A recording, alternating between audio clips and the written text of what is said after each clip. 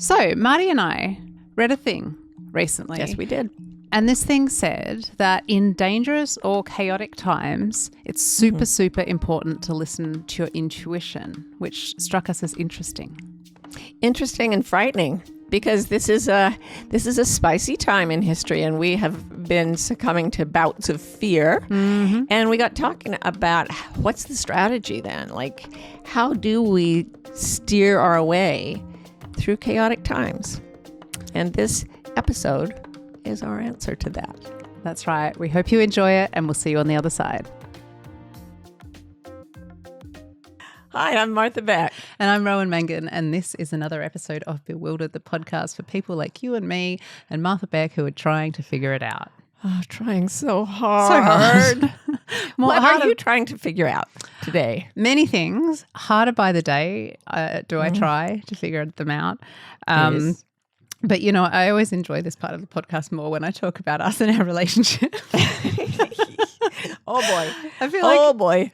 I feel like the listeners get to enjoy a little glimpse behind the curtain. And is that necessarily a good thing? I don't know, but it does make me feel better. I don't know.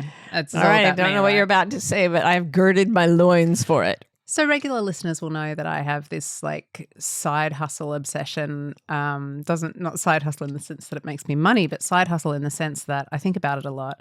And it's like a parallel universe where I live #van life, and I have a van and I travel around in it, sleep in it, drive it, you know, all the things. Different from the other times you've talked about van life on this podcast? The other 400 times. But the thing is that you flop around between like trying to support me in clearly what is just a harmless hobby of thinking about bands. And then other times like you say like you just did, this is any different from all the other times. So you have different different ways that you deal with it at different times. And I want to tell the listeners a story about not so long ago when you were trying to be supportive. And as a result, we kind of both ended up telling each other some home truths. And this is how it went. I wrote it down at the time because I thought, oh my goodness, I'm going to need this verbatim. Okay. So there were whales on Instagram, as there so often are in our algo, right? In my algo. In your algo. You've got the algo with all the animals. And but it was my Instagram because you can't be trusted with social media, as we know. No argument. So you said to me very sweetly, upon seeing the whales and where they were at some geographical place that I think must have been on this continent, because what you said was, we could go see the whales in the van. We could van down there, you said.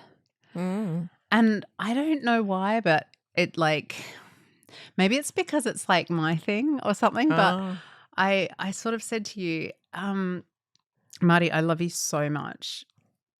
And but I have to tell you, like in my full integrity, you're not always invited in the van.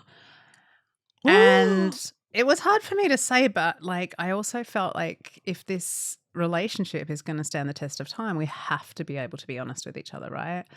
And so in that spirit, in the spirit of honesty and the long-term survival of our relationship, you replied to my "you're not always invited in the van" with, and I quote, "Good, I don't want to go in your weird little trolley wagon anyway." Weird little trolley wagon. Yeah. Well. Yeah. And that's how we both learned that Ro doesn't want Marty in the van and Marty doesn't want Marty in the van. I have only one counter to that argument. Go ahead. Those whales could not possibly have been on this continent because there are no whales on the continent. Now, that's van the best around. You can do. Yes, because I've switched my allegiance from van to whale. Actually, it was always there, but it's now out in the open. And I guess we just try to go on from here. I'll be driving my van and you'll be riding a whale like a cowboy. Ooh. Like with your hat, with your cowboy hat. Like what do? They kind of just shake rodeo them above or their something? heads. But yeah, do they do something? I don't know. Yeah, they do sometimes hold their hats, but I've never figured out why. And also, they are not on whales. But other than that, it's perfect. Yeah, it's a perfect analogy. It would be really cool if they were. Anyway. So what are you trying to figure out, Marty?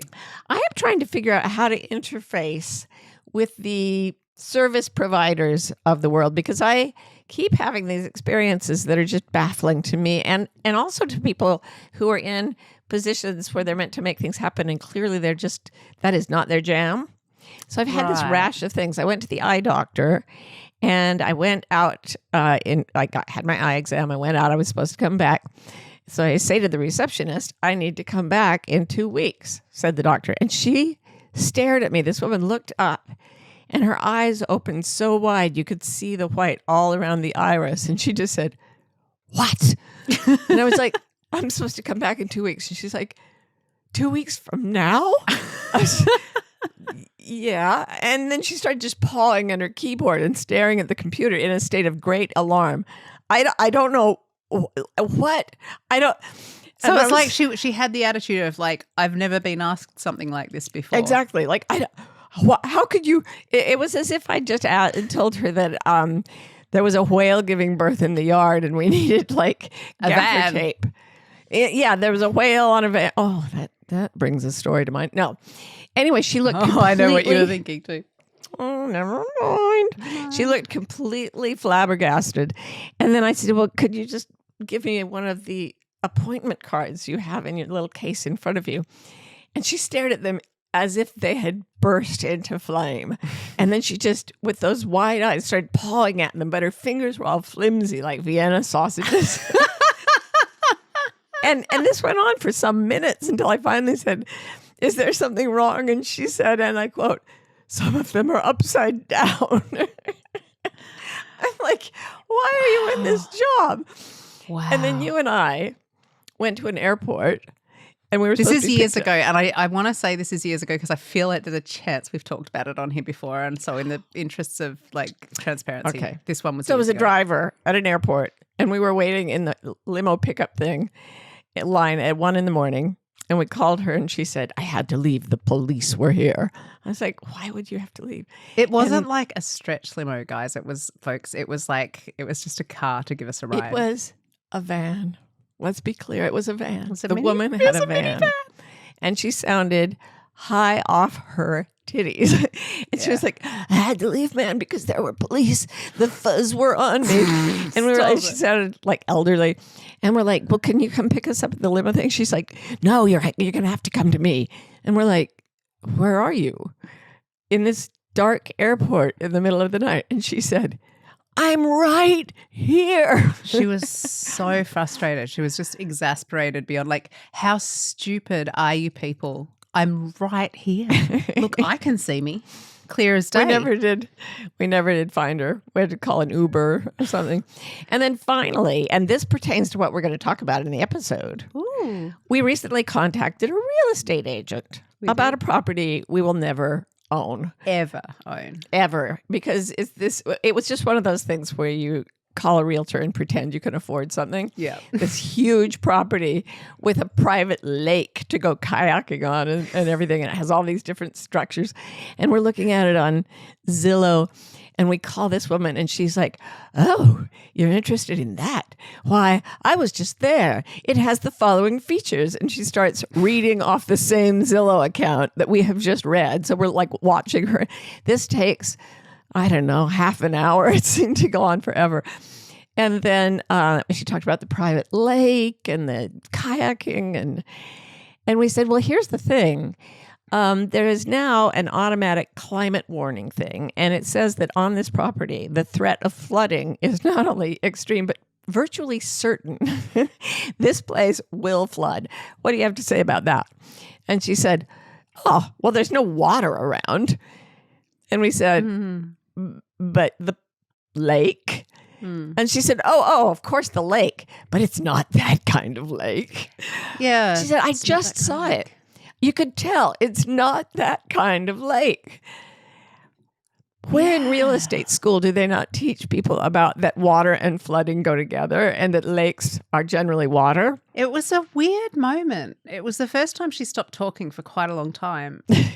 And we had nothing to say. It's not that kind of lake. It's not that kind of lake. It would never. I'm just thinking we're going into a chaotic moment, I fear, in history, world history, certainly USA history.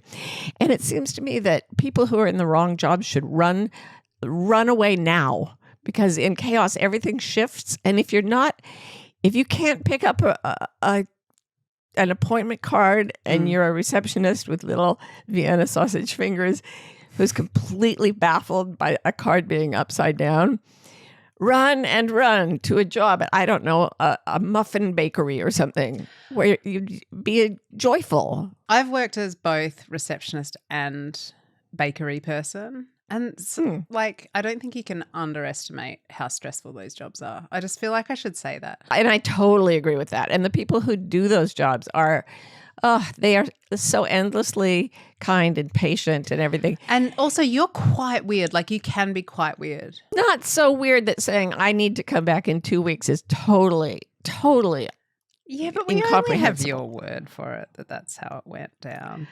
I don't know. We were both on the phone when the woman said it's not that kind of light. Was that my fault too? No, 100% not. 100% not. I see the size of it, not invited to the van. And now Vienna sausage finger lady was probably just responding to my weird pheromones or something. Okay, so I'll tell you why I felt the need to say this. Yeah, okay. I felt the need to say this because here's what my working class old used to be working class brain heard you say. Can't get good help these days. I was waiting for a limo, but then the property advisor misrepresented the private lake. She was worse than the limo driver. And it's absolutely true. Yeah. So it's just, I just wanted to do a shout out for the 99%. Yeah, absolutely. Yes. And with that, we should move to our topic. If you are enjoying Bewildered, there are a few ways you can express your support for us. You can subscribe to the pod or follow it, depending on your app. It's a great way to get us in front of more people. And as always, we love a little rate and review action, especially when the reviews are kind and the ratings are high, strangely. And finally, if you really want to go to the next level with Bewildered, check out our online community, wildercommunity.com. We'll see you there. So, Marty, today we thought we would have a little natter about moving into a potentially chaotic and one might even say dangerous time in world history. Is that fair? We were nattering about the heart of darkness, essentially, and how do we live through it? Oh my God. Nattering about the heart of darkness would be an amazing name, title for a book, don't you think? Nattering about the heart of darkness. Except for the fact that no one knows what the word nattering means except you. And I only understood it because of context. Well, then everyone understood it because everyone's in the same context. It's all context. Yes, okay, get to work on that. So we were just thinking about lighthearted topics like, how does one live through one of the darkest and potentially most dangerous times in history? Yeah. And we were feeling we were feeling quite lucid in between bursts of incredible blind panic. Spasms of horror. And we were sort of reading to each other from the internet, from the interwebs. Oh, yes. Yes. And we read this thing. It was a thing that frightened us. Yeah, it was cool. It was actually quite interesting. So we were online reading this piece that was sort of saying, here are some things that when you live in a fascist dictatorship, among the sort of things you want to cultivate are, and it said something about community. Yeah, that you need to really develop. It said start introducing your friends to each other, make sure everybody knows each other, and talks once a week with everybody to be have a stable base of information. Yeah. And there were a bunch of like suggestions like that were kind of super practical. And then he goes, oh, also make sure that during times like this, you're really, really trusting your intuition. And it was sort of interesting because he was saying it as though it was just another practical step. Right. But it really stuck out because I think it would be fair to say like our cultural training wouldn't lump those things together. Like the other ones were like critical thinking, what's disinformation? Yeah. What's the potential disinformation coming down? What's propaganda? Are we being gaslighted at any level? And very sort of academic, almost scientific ways of looking at data. Yeah, right. And it was just so interesting to me that in this piece that was otherwise, I guess, fairly hard-edged, you could say, there was like this little nugget about trust your intuition. Yeah, and that he said it just matter-of-factly, and your intuition will be heightened. And that's so unusual because we've been taught those things are opposites, logic and intuition.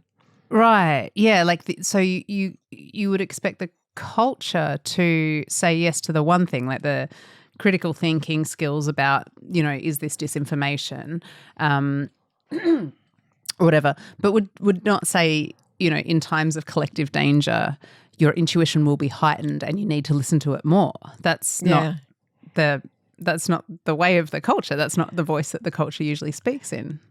But it made such good sense to us because we started talking about, okay, what does our intuition feel like? We talked about this in another episode too. This is we're going a different direction with this one.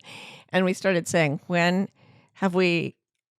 does our intuition feel like and when is it heightened? For me, one of them is travel because I'm in a disrupted situation in unfamiliar circumstances, and things may happen to me intuitively when I'm home that I don't notice. But when I'm traveling, because it's chaotic, I seem to be more open to it.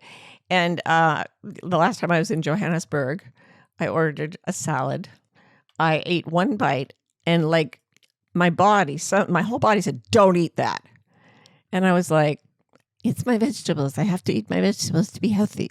So I ended up with a fun and frolicsome pet aboard in my intestines.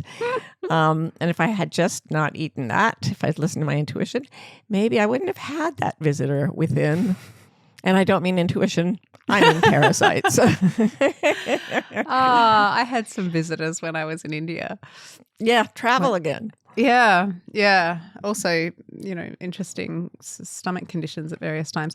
Yeah, when I was 25, I traveled around India by myself for about 3 months. It was going to be longer, but there was a bit of a tsunami that happened. It's terribly inconvenient for my travel plans, but oh my goodness, where was the chauffeur and the receptionist? Right? The tsunami receptionist. So inconvenient.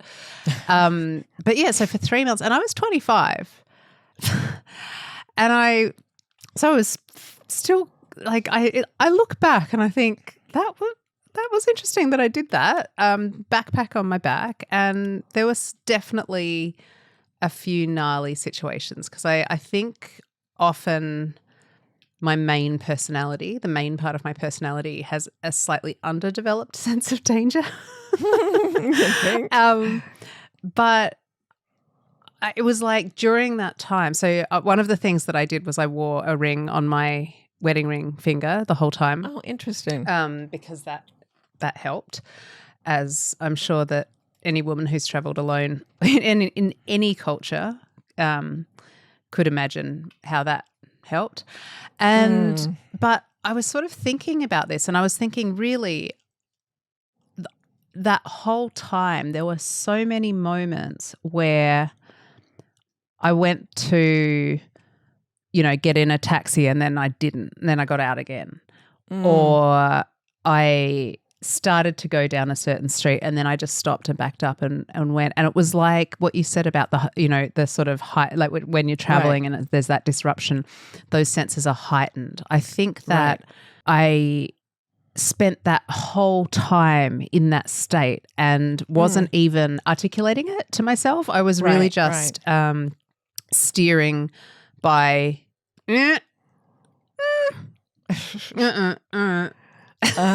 Like that, with those noises. You were in a bewildered state in the pun sense of that word, because if you were an animal in nature, you would always be listening to your intuition, because the way, and we talked about this in the other episode, we tend to get locked in thought and in the stories we're telling, and then we don't even know where we are, let alone the tiny nuances of what's going on around us. And a particular type of thought, which is like that verbal thought. Yeah. Yeah. Yeah, these groove stories that our brains play over and over again, and they actually make us blind to what's actually in the present moment. But when you are fully attentive, when you're fully present, you get tremendous amounts of information warning you in very subtle ways sometimes, and in sometimes rather obvious ways, but not in a way that our culture would consider normal.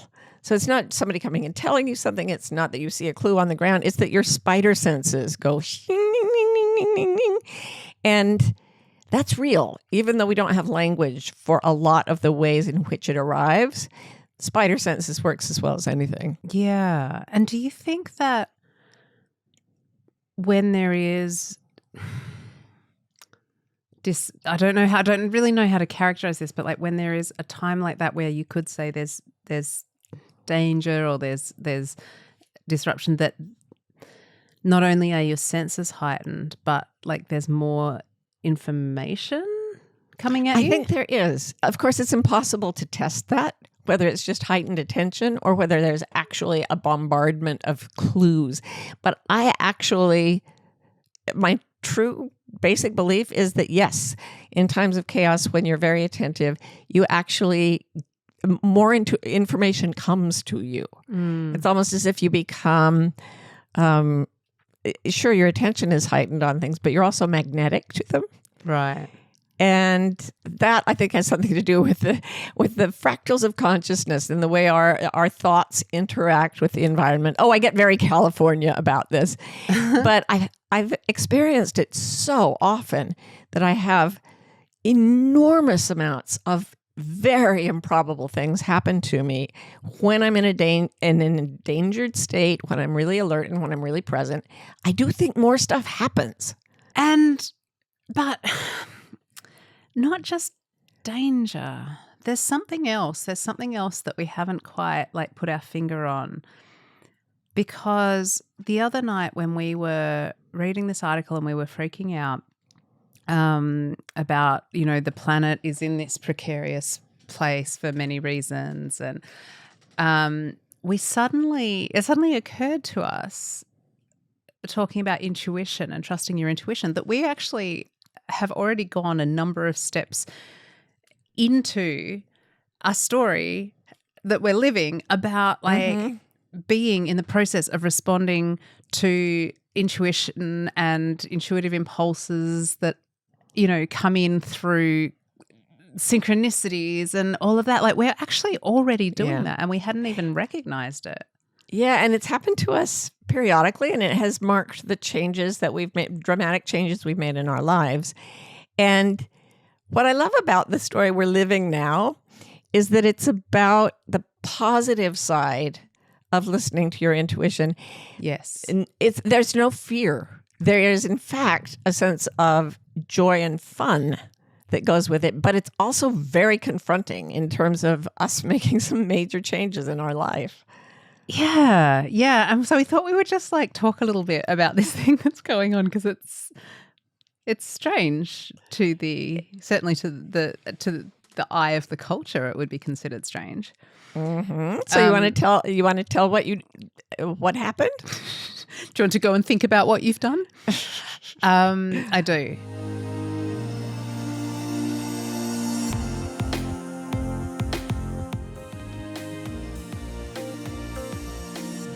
I went to a concert not so long ago. I had never heard of the place where it was, but it was within driving distance of where I live. So off I went with someone else. And from the time I arrived in this town, and I have to say I had no expectations. I was looking forward to the concert. That was it. That was all I was thinking about. And like, cool, fun weekend away experience. from the moment I arrived in this town, I noticed that I've lived in a lot of different places in my life, and I was seeing the names of streets that I've lived on everywhere, including all in this one city. all in this one town.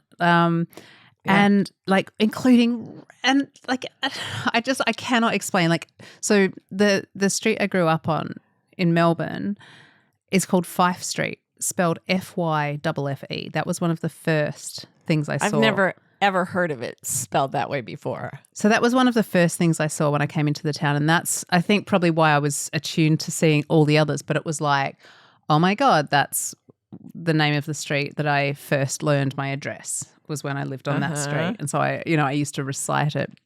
And so there was that. And then the next thing that happened was that everywhere I went, I had these like explosively warm conversations with strangers everywhere. And they just immediately, it was like, it's you. Oh, hey. Right. It was this really intense sense of connection with people. Yeah. Strangers kept giving me random compliments, like super random. Like, I wear these things in my ears that are called sleepers in Australia. They're like, they're there, you put them in overnight. They're nothing. They're just placeholders for when you do use earrings. And I had this young guy come up to me and just say, excuse me, I love your earrings. And I couldn't understand it. But there was this, it was really out of control love fest everywhere as I went about this in this town. in a book once. I called it the you phenomenon. Yeah, exactly. And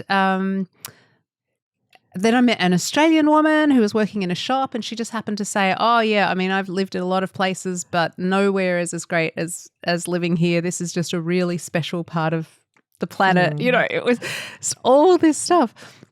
And then the other thing was that it was the end of fall, just late fall, and the streets of this old town were lined with these bright yellow ginkgo leaves. You know, those leaves that have that really particular shape. I've got one somewhere. biloba. And they were all over the ground. So they were like littering the ground, these like bright yellow just everywhere, carpeting these old streets. And it felt like meaningful and important because I was like totally on board the magic by then. And I brought a few of them, these leaves, with me, and like sort of pressed them into a book and took them home because I was so into it. I was just so into this weird experience I was having in the town. You told me you were going to get a tattoo of a ginkgo leaf as a pledge to yourself that you would go back to that town someday. Well, yeah, I'd been thinking about it. Yeah. And so I was very impressed by these, took a lot of photos of them. And there was such, like, I think one of the big things for me was everywhere I looked, there was a really strong sense of local community there. And like there was this church, and it was like an old church, like old. And it's there and it's functioning as a church. But then outside there's a sign that says, come for a mystical sound journey here on Saturday night. And, you know, then there was a sign next to that said like community free food, community lunch every, you know, Saturday. And so there was just this such a strong sense of community. And actually outside that church there was this thing that they'd set up. It's wild. I'd never seen anything like this. I don't know if you've seen this sort of thing before, but there was sort of like a bulletin board type thing, and they had all these sort of label, like you would, anyway, these little bits of paper, and you could tie them to a thing. And there was a sign that said, give a prayer, take a prayer. And so there were literally hundreds of these little blue label cards. And so I just went up and put my hand on one, and it said, what you seek is seeking you, from Rumi, which is an expression that we have thought about a lot in terms of destiny and, you know, big moments and everything. And so I think it was when I sent the first text to you and Karen saying, I think we might be moving to this town. We get these texts. Hi, we got to the town and I think we will move here. And I was like, what? And I said to Karen, why is this happening to us? What? We're having a distressing enough season without having to move house. And Karen said, oh, she just, let her play. Let her imagine things. She's not serious. You know what she's like. Oh, What with her vans? I was thinking, I feel like I have a new identity coming on. And I was obsessed with a certain historical figure, a fabulous feminist, anti-racist, literati, whatever. And I was just obsessed with this person. And I joined Ro in New York City because we were on our way to Boston. We had a gig. And I was like, okay, it's nice that you went to this cool town, but I'm obsessed with this cool person. And she said, who's that? And I said, oh, you've never heard of that? And I Googled the person. Guess where the person lived during their whole life? In that town. Mm-hmm. And I was like, huh? And we're in the elevator in our hotel going off to this interview that Marty had. And I was going to be helpful nearby, fluttering about. And I was telling her about these ginkgo leaves. And she was saying to me, oh, well, it's interesting, because ginkgo, that's in Asia, I guess. It's a Japanese. In some places, it's considered a sign of prosperity or long life. Yeah, like abundance. We're like, oh, that's nice. It's a nice abundance thing. And so we're chatting about it. And we're waiting outside the hotel for our Uber. And it's like Boston waterfront. It is just city. It is just cement buildings everywhere. There is nothing growing. An organic thing within a country mile. And on this huge stretch of concrete, we look down at our feet while we're waiting for an Uber. And what is there? There is one perfect golden ginkgo leaf. And then we were in the airport, and wait, just hang on. Steady. What? The ginkgo leaf was there. I mean, take a second. That was insane. I know. There was not a tree. There was no tree. For miles. There were no other leaves. Not a single other leaf. Nothing. Yeah. It was insane. So, we see that. We freak out. Marty does an amazing interview. We go straight to the airport. And I was standing guard with the bags outside the ladies' room while you were in there. Mm. And a woman came running up to me and she said, oh, my wife was just telling me that I should read your books. I can't believe it. And then you came out and she's like, oh, I listened to Bewildered.